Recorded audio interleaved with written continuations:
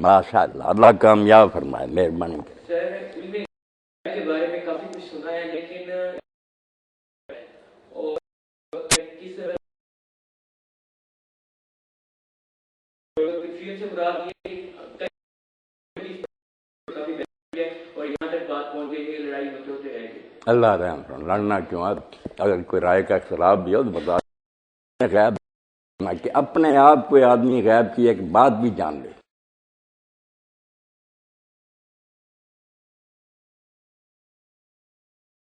اللہ کا علم جو ہے وہ ذاتی ہے، اس نے کسی سے نہیں لیا، نہ کوئی دور ایسا گزرا کہ اللہ نہیں جانتا تھا پھر اس کو حاصل ہو گیا۔ جیسے وہ آپ ہمیشہ سے باقی جتنے انبیاء اولیاء ان کو اللہ بتاتا، یہ نہیں کہ بتاتا نہیں، بہت بتاتا، اور بتانے کے بعد بھی اللہ کا علم اور مخلوق کا علم، چاہے وہ رسول کریم علیہ الصلوۃ والسلام خدا بھی ہوں، وہ بھی برابر نہیں۔ جو مساوی کہہ نا کہ برابر ہی ہے سب، وہ بھی کافر ہے۔ خود مولانا احمد رضا خان بریلوی رحمۃ اللہ علیہ فرماتے ہیں رسول اللہ کا اندازہ کریں یہاں تک کوئی نہیں گیا، فرماتے ہیں رسول اللہ کا علم ایسے جیسے ایک پانی کے قطرے کے آپ 10 کروڑ حصے 10 کو آپ کا علم ہے، دوسری طرف 10 کروڑ سمندر وہ اللہ کا علم ہے۔ اور یہ بھی کہتے ہیں، میں نے غلط بات کہہ دی، اللہ کے علم کی تو حد ہی نہیں کوئی آئے گی، غیر محدود۔ حضور کو جتنا دی چاہے دیا وہ محدود ہی ہے۔ یہ اس شخص کی بات کر رہا ہوں جس کے بارے میں بدنامی ہے کہ وہ یہ کہتا ہے، یہ کتاب پڑھنا چاہیے۔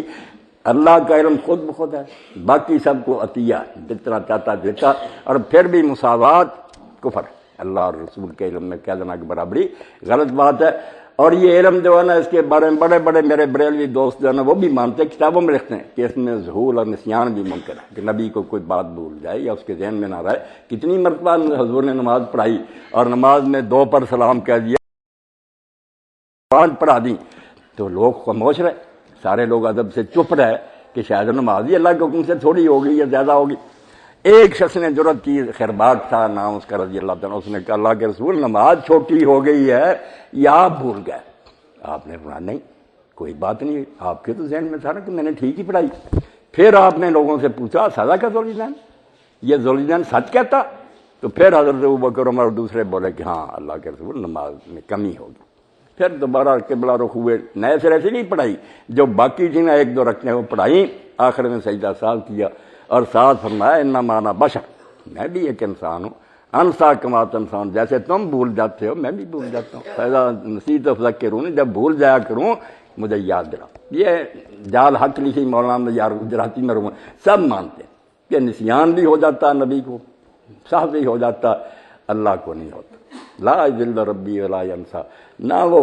غلط بات آتی ہے اس کے ذہن میں نہ وہ بھولتا۔ اس لیے اللہ رسول میں فرق رکھنا چاہیے۔ پھر یہ بات جیسے مولا علی قاری رحمۃ اللہ بڑی وضاحت سے کہہ دی، حنفی عالم ہے، اور کتاب الفقہ الاکبر جو امام ابو حنیفہ رحمۃ اللہ علیہ نے عقائد پر لکھی ہے، اس کی شرح لکھی انہوں نے، اردو ترجمہ بھی ہو گیا، آپ لے کر پڑھیں۔ اس مسئلے میں جو بات کیا دی بالکل 100% صحیح ہے، اس سے کسی کو نہیں ہٹنا چاہیے۔ نہ یہ کہیں کہ اللہ کبھی بتاتا ہی نہیں، اور نہ یہ کہیں کہ سب کو پتہ۔ اعلموا ان الانبیاء علیہم السلام لم یعلم الغیبات من الاشیاء، کہتے خوب اچھی طرح جان لو کہ اللہ کے نبی جو ہے نا علیہ السلام وہ غیب کی باتیں نہیں جانتے، الا ما ارahم اللہ تعالیٰ، ہاں کبھی کبھی اللہ جو بتاتا ہے وہی کے ذریعے پتہ لگتا، آسمان زمین کی خبریں دیتے، قیامت تک دیتے۔ وذکر الحنفیۃ التسلیم بالتکفیر باعتقاد النبی صلی اللہ علیہ وسلم یعلم الغیب، یہ صاف لفظ رکھیے کہ جس شخص نے کہا نا کہ رسول اللہ غیب جانتے ہیں، فکرہ بول دیا، وہ کافر ہو جائے گا۔ حنفی علماء کہتے ہیں لے معارضہ سے قولی چالا، اس نے قرآن کے ساتھ ٹکر لی کہ قرآن صاف کہتا سورہ النمل میں قل لا یعلم من فی السماوات والارض الغیب، کہہ دے کہ جو آسمان میں اور جو زمین میں ان میں سے کوئی غیب نہیں جانتا سوائے اللہ کے۔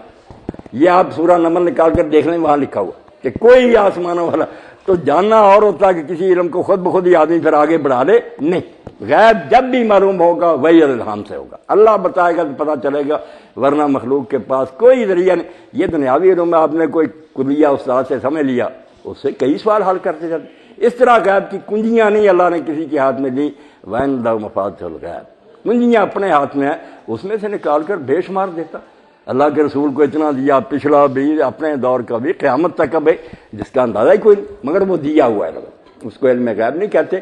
کوئی باہر سے آیا بھی یہ شفیق صاحب انہوں نے کہا دھماکہ ہو گیا اسی شہر میں، تو دھماکہ ہو گیا، انہوں نے خبر دیا میں آپ کو بتاؤں تو علم غیب یہ بتائی ہوئی بات ہے، اللہ کے نبیوں کو اللہ بتاتا ہے، اس کو علم غیب نہیں کہتے۔ خود مولانا رضا اور ہمارے مولانا سعید احمد اسد صاحب کہتے ہیں کہ علم الغیب اور عالم الغیب کہنا جرم ہے، یہ نہیں کہہ سکتے، یہ ایڈجیکٹو جو ہے نا اللہ کے لیے، جب بھی بولنا کون عالم الغیب اللہ، کون غیب جانتا اللہ، یہ پوچھے کوئی کہ اللہ نے اپنے نبی علیہ السلام کو غیب کا علم دیا ہے بہت سا، ہاں کہو بہت سی خبریں دی، قیامت تک کی آپ کہہ رہے ہیں مہدی آئے گا، مسیح نازل ہوں گے، یہ ہوگا، ہم ایمان رکھتے ہیں، تو دی ہوئی علم کو علم الغیب نہیں کہتے، اس لیے علم الغیب صرف اللہ کے لیے ہے، باقی جو ان کو عطا ہے جب جی چاہتا ما کان اللہ یطلعکم الغیب، کہیں کہتا عالم الغیب فلا یظہر علی غیبہ احدا، اطلاع دیتا ہے، یہ لفظ آتے ہیں وہ ٹھیک ہے، اس کا انکار کریں پھر آپ کو نبی ماننے کا کیا فائدہ، بہت علم دیا آپ جی۔ باقی بچیاں میرے جو زندگی میں آپ کے کام آنے والی باتیں، کل اللہ کے ہاں میں نے اور آپ نے ان کے بارے میں سوال کیا کرے، یہ جھگڑالو باتیں نا مولوی حضرات کے سپرد کریں، ان کا کاروبار ہے یہ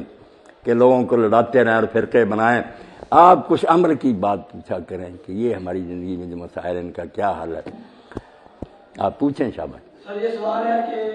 جو یہ سائنسدان بتاتے ہیں جی کل بارش ہوگی یا پرسوں بارش ہوگی، سر اس سے کیا سر ان کے پاس بھی